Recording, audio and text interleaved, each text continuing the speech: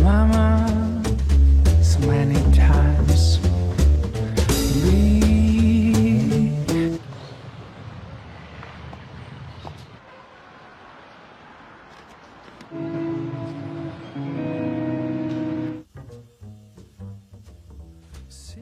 Di awal film diperlihatkan seorang wanita yang sudah menikah bernama Mira.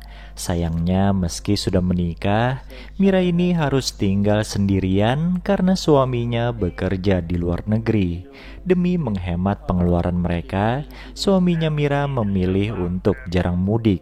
Beruntung Mira ini orangnya tidak macam-macam, ia masih setia menunggu suaminya pulang. Selain itu, mereka juga menyewakan sebuah kamar kosong di belakang rumahnya. Tidak besar, namun cukup jika dihuni 2 orang.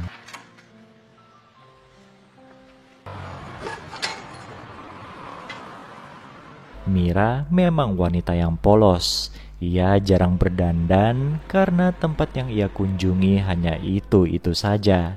Selama ini Mira hanya pergi ke 3 tempat, yaitu pasar, gereja, dan rumahnya sendiri. Suatu ketika saat Mira berada di pasar, ia melihat ada keributan di mana salah satu pedagang dihabisi oleh sesama pedagang lainnya. Entah apa masalahnya, tapi sejak kejadian itu Mira jadi trauma.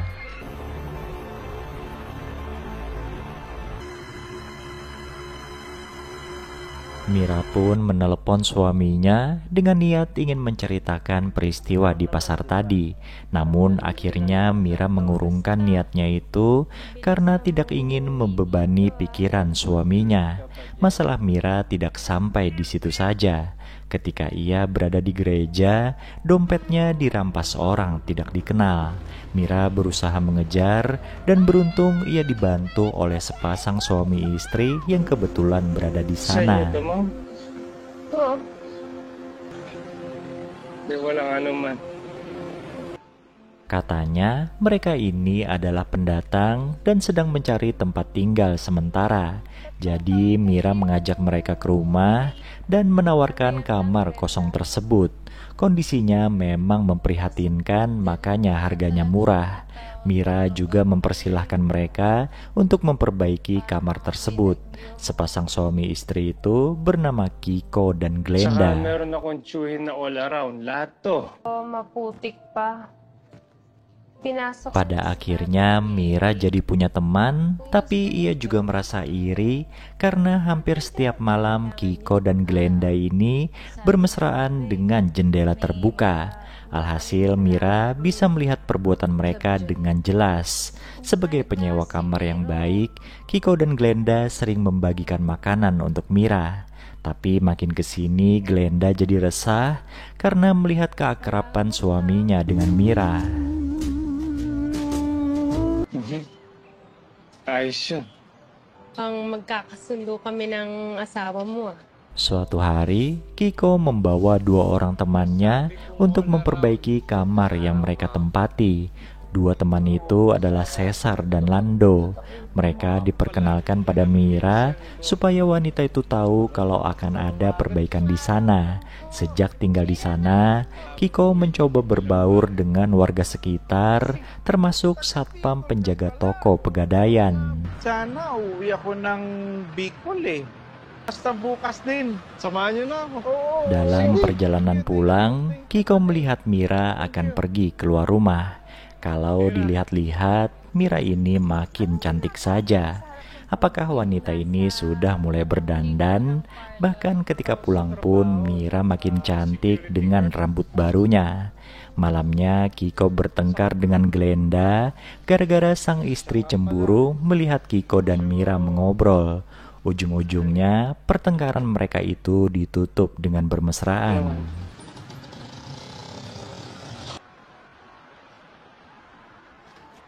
Ketika perbaikan kamar yang disewa Kiko dan Glenda berlangsung, salah satu pekerja yang bernama Lando nekat menyusup ke dalam rumah Mira. Kebetulan yang punya rumah lagi mandi.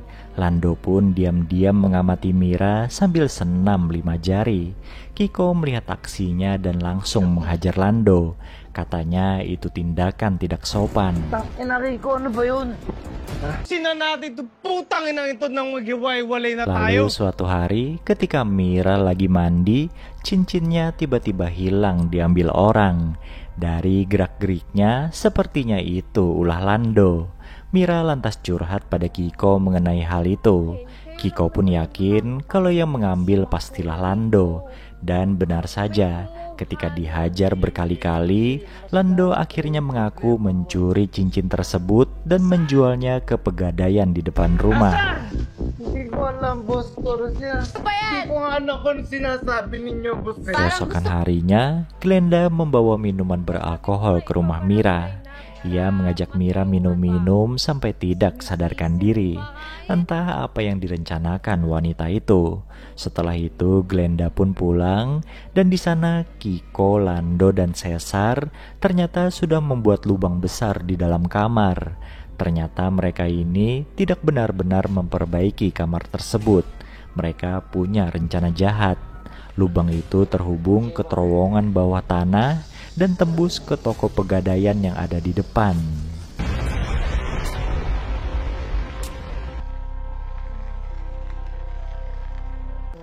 Mereka menggasak semua emas, cincin, gelang, termasuk cincin milik Mira juga mereka ambil. Namun ketika balik ke rumah, Kiko tiba-tiba ditikam oleh Glenda dan Lando.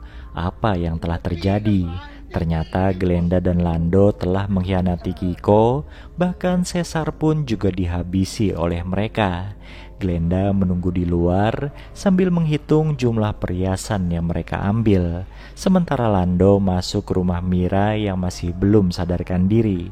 Niatnya ingin menodai wanita itu. Untungnya Kiko yang terluka masih bisa bertahan dan menyelamatkan Mira. Setelah menghabisi Lando, ia pun lanjut menyingkirkan Glenda. Kejadian itu berlangsung tanpa diketahui Mira yang baru sadarkan diri keesokan paginya. Bangun-bangun ia melihat cincinnya sudah kembali, tapi tidak menemukan seorang pun di sana. Bahkan kamar yang ia sewakan juga tidak ada siapa-siapa, hanya ada bekas semen yang masih basah. Sampai sekarang pun Mira masih tidak tahu apa yang telah terjadi. Film ini pun selesai.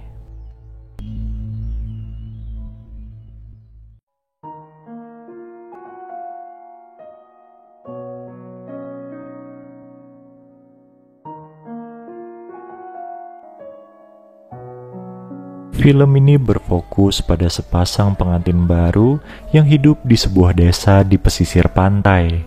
Si suami bernama El adalah seorang nelayan, sedangkan istrinya yang bernama Susan bekerja sebagai pegawai negeri sipil.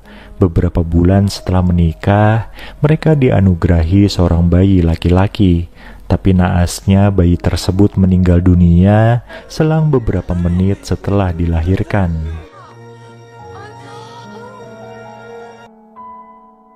Peristiwa itu membuat Susan jadi bersedih dan malas ngapa-ngapain. Ia tidak bekerja karena masih dalam masa cuti melahirkan. Oleh sebab itu, El pun memutuskan untuk menemani Susan di rumah saja. Padahal biasanya ia sangat rajin melaut. Suatu hari, ketika mood Susan sudah membaik, El mengajaknya untuk mandi bersama karena sudah beberapa hari Susan tidak mandi. Di sana mereka bermesraan, bahkan sampai beberapa ronde.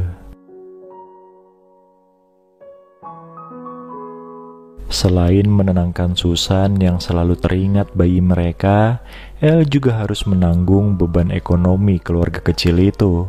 Apalagi akhir-akhir ini perolehan ikan mereka sangatlah sedikit.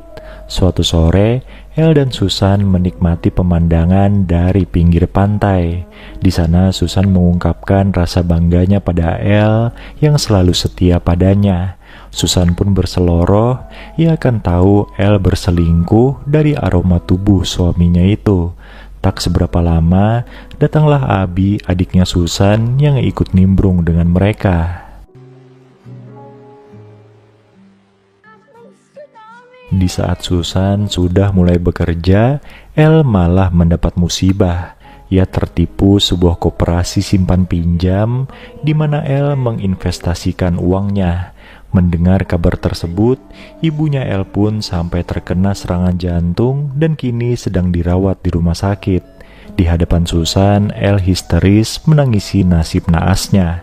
Susan pun memberi saran agar El menagih hutang pada orang-orang yang meminjam uang padanya. Melihat El sedang kesusahan, Dindo temannya El berinisiatif untuk menagih hutang tersebut. Orang pertama yang didatanginya adalah Flor. Flor adalah seorang gadis cantik yang merupakan teman sekaligus tetangganya El. Sayangnya saat itu, Dindo tidak berhasil mendapat uang dari Flor karena gadis itu juga sedang berkantong kering.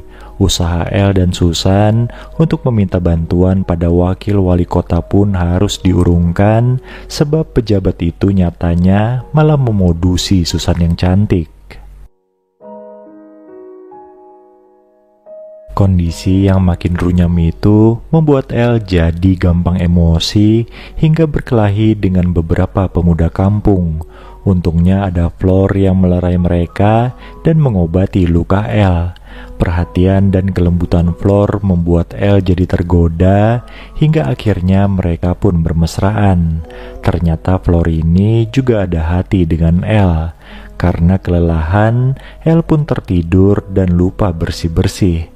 Nah, dari keteledoran inilah Susan jadi tahu suaminya berselingkuh hingga ia pun mengamuk sejadi-jadinya.